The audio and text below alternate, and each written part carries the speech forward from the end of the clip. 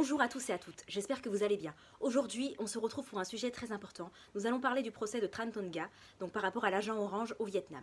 Mais avant tout, si vous appréciez mon travail et le contenu de ma chaîne, je vous invite à la soutenir financièrement en vous rendant sur ma page YouTube qui est disponible en barre d'infos. Vous pourrez ainsi faire un don ponctuel ou alors un don mensuel, c'est comme vous le souhaitez.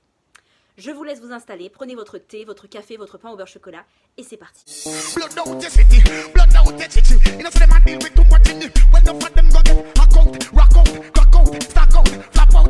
Vous pouvez peut-être vous demander pourquoi est-ce que je vais parler de ce sujet alors que ça ne concerne pas la communauté afro-caribéenne. Eh bien tout simplement parce que les faits sont tellement graves qu'il s'agit ici de notre humanité. En tant qu'humains, nous ne pouvons qu'être solidaires de Tran Ton Nga. De plus, il y a quand même un lien et un intérêt par rapport à nos combats, par rapport au chlordécone.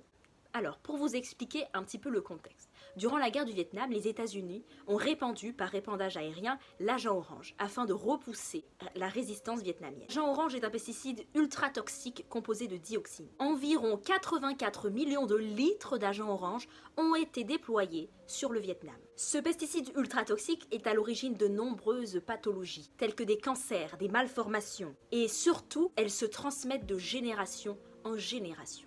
Tran Ton Nga, une franco-vietnamienne née en 1942, se trouvait lors de la guerre du Vietnam dans les bases de la résistance vietnamienne. Elle était alors journaliste et elle a elle-même été aspergée de ce produit d'agent orange alors même que les avions commençaient à en épandre sur le territoire. Durant sa vie, elle développe alors de l'hypertension, du diabète, des tuberculoses à répétition, un cancer et souffre de maux de tête permanents. Ses enfants, eux aussi, seront touchés par transmission.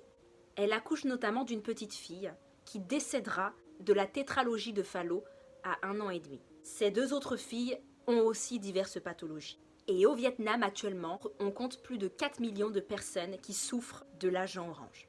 Les Vietnamiens ne sont pas les seuls à avoir subi des conséquences de l'agent orange. Les vétérans américains, coréens et australiens qui se battaient à ce moment-là ont eux aussi été victimes puisque, se battant sur les mêmes zones, ils ont été aussi touchés. Ils ont obtenu un droit à la réparation de leurs préjudices à hauteur de 180 millions de dollars. Le régime d'indemnisation supposait pour chaque vétéran de démontrer qu'il avait bien été présent sur la guerre du Vietnam et qu'il subissait une des pathologies qui est reconnue comme en lien avec l'agent orange. Mais les victimes vietnamiennes, quant à elles, n'ont reçu aucun droit à réparation, alors même qu'elles subissent des dommages physiques dus à leurs différentes pathologies, mais aussi environnementaux, puisque l'agent orange a été répandu sur leur terre, sur le Vietnam, et a eu des conséquences dramatiques sur les différents écosystèmes, sur les forêts, sur les eaux. La Cour suprême des États-Unis a refusé en 2009 de leur reconnaître un droit à réparation.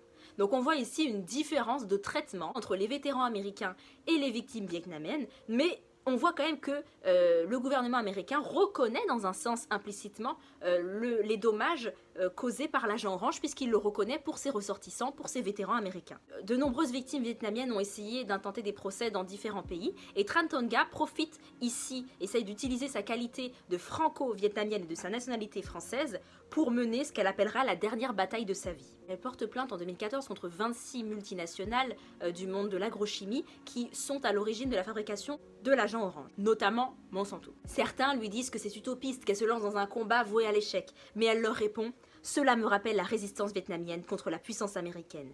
Elle aussi, pendant longtemps, était considérée comme utopique. » Très vite, autour d'elle, les soutiens se multiplient. Par exemple, en France, différents collectifs la soutiennent, comme le collectif Vietnam Dioxine, comme le collectif de soutien à Tran Ton Nga. Des activistes, des militants écologistes ou juste pour les droits humains décident de l'entourer. Il y a aussi ces avocats qui agissent en pro bono, c'est-à-dire bénévolement. Maître Bourdon, Maître Repolt et Maître Lefebvre. Tous ont conscience qu'ici, il ne s'agit pas d'un simple procès, mais d'un procès historique, qui pourra avoir un impact pour tous les Vietnamiens, mais également pour toutes les personnes dans le monde qui souffrent de préjudices environnementaux. En effet, si Tran Ton Nga gagne ce procès, la réparation ne sera que pour elle, mais son cas fera jurisprudence et toutes les autres victimes pourront se munir, s'armer de cette jurisprudence pour pouvoir faire valoir leurs droits. Le 25 janvier 2021 se tenait au tribunal judiciaire d'Evry l'audience. C'est un procès mené au civil dans lequel l'armée d'avocats des multinationales affrontait les avocats de Tran Ton Nga.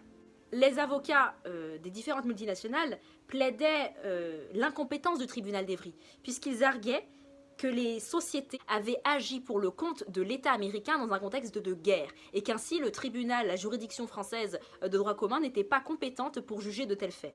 Et à cela, Maître Bourdon, avocat de Tran Tonga, rétorque « Nous nous appuyons sur des dispositions de droit national, européen et international. Il y a de nombreux exemples dans l'histoire où des multinationales ont tenté d'imposer le fait du prince ou la force majeure, considérant qu'elle devait être irresponsable au motif qu'elle ne faisait qu'obéir à un ordre politique. Nous sommes plutôt confiants, puisque le droit a plutôt évolué en faveur d'une responsabilité des acteurs privés, y compris lorsqu'ils prétendent avoir agi sous l'impulsion du pouvoir exécutif. » Il semble que la stratégie des entreprises soit vraiment de plaider leur irresponsabilité en disant qu'elles n'avaient pas le choix, qu'elles agissaient pour le compte d'un État et que c'était limite un cas de force majeure puisqu'il s'agissait de se défendre face à la résistance vietnamienne. On peut questionner ce rapport de défense. Qui est vraiment en train de se défendre? Est-ce que ce n'est pas plutôt la résistance vietnamienne qui est en train de se défendre sur son propre territoire? Donc là, il y a une question politique quand même. De plus, les avocats de Tran Tonga pointent la marge de manœuvre dont disposaient ces différentes firmes. En effet, ce sont elles qui ont fabriqué l'agent orange et c'est elles qui opéraient ce dosage létal. Puisqu'en soi la dioxine est présente dans différents aliments, mais c'est là le dosage qui était beaucoup trop élevé et qui ainsi était mortifère. Et les avocats de Tran Tonga essaient de démontrer que les fermières avaient pleinement conscience de sa toxicité et de ce risque. Par ailleurs, quand on constate que dès 1967, 5000 scientifiques se sont réunis pour faire pression et pour justement exiger l'arrêt de l'usage de cette arme chimique sur le Vietnam, en interpellant notamment le président Johnson et en lui faisant comprendre de la toxicité, de la dangerosité de l'agent orange sur la santé se sont levés, on peut questionner la marge de manœuvre qu'avaient ces scientifiques de l'agrochimie. Ils auraient pu et ils auraient dû, moralement, se joindre à ces scientifiques pour justement refuser que le pesticide soit utilisé à de telles fins. Donc là, il y a un rapport éthique, un rapport moral qui est important de prendre en compte. On a délibérément utilisé un pesticide qui s'est transformé en arme chimique et qui a littéralement dévasté des pans entiers du Vietnam et qui a eu des conséquences terribles sur la population. Aujourd'hui, il y a des personnes qui naissent avec des malformations, des personnes qui naissent avec des pathologies, qui ont besoin de machines pour respirer. Il y a vraiment là un énorme problème sanitaire au niveau de la santé de chaque individu, mais aussi environnemental. Il s'agit ici d'un procès de la dernière chance puisque Tran Tonga a aujourd'hui 78 ans.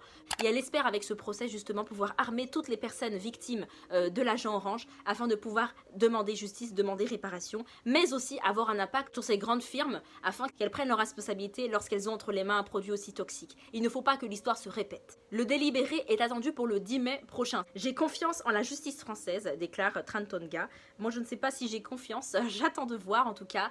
Ce qui est sûr, c'est qu'il y a vraiment beaucoup de notions intrinsèques à ce dossier, notamment la notion de racisme environnemental, puisqu'on peut voir que les vétérans américains n'ont pas été traités de la même façon que les vétérans vietnamiens, mais aussi social, il y a un impact social puisque plus vous êtes pauvre, plus vous allez avoir des difficultés à justement pouvoir régler tous les frais médicaux que nécessitent vos pathologies dues à l'agent orange. Donc cette affaire, elle est historiquement importante, mais aussi elle fait écho à toutes les injustices environnementales qui se sont produites dans l'histoire et qui se produisent encore aujourd'hui. Aujourd'hui, pour des intérêts financiers de grandes entreprises, de multinationales, on ne fait plus attention à l'environnement, on ne fait plus attention aux populations qui vivent sur certains territoires. Donc, si là, on était dans un contexte de guerre, il y a quand même plein d'exemples d'injustices environnementales qui se sont produites en temps de paix, notamment le chlordécone. Sachez que des activistes qui se battent contre l'injustice par rapport au dossier chlordécone sont très en lien avec ceux qui se battent par rapport à l'agent orange. Il y a d'ailleurs des tables rondes qui sont régulièrement organisées. Je vous invite à suivre tout ça, de faire le parallèle et de vous rendre aux différentes manifestations, puisque dans le même sens,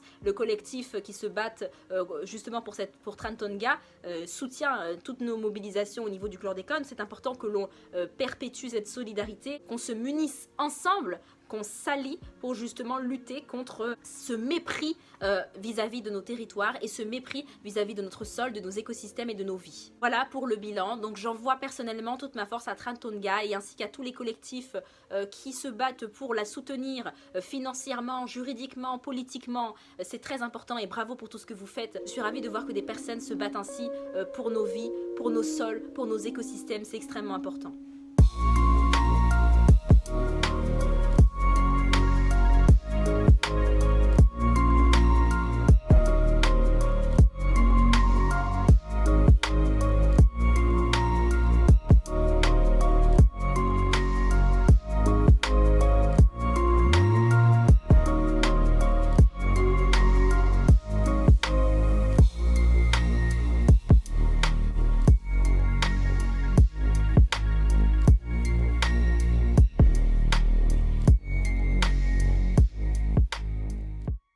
Voilà, c'est tout pour aujourd'hui, j'espère que cette vidéo vous a plu. Si elle vous a plu, n'hésitez pas à liker, à partager. Je vous invite à aller sur la page Facebook collectif Vietnam Dioxine pour vous renseigner un petit peu sur l'agent orange. C'est très bien tout ce qu'ils font, ils détaillent bien, ils font des posts explicatifs, donc ça peut être vraiment bien de leur donner du soutien. Je vous invite à vous informer, je vous mets en barre d'infos plein de références, de documentaires qui vous permettront d'en apprendre plus sur ce sujet, et je vous embrasse. Si vous appréciez ma chaîne et son contenu, n'hésitez pas à soutenir financièrement en vous rendant sur ma page Utip en barre d'infos. Vous pouvez faire un don mensuel ou un don ponctuel, c'est comme vous le souhaitez.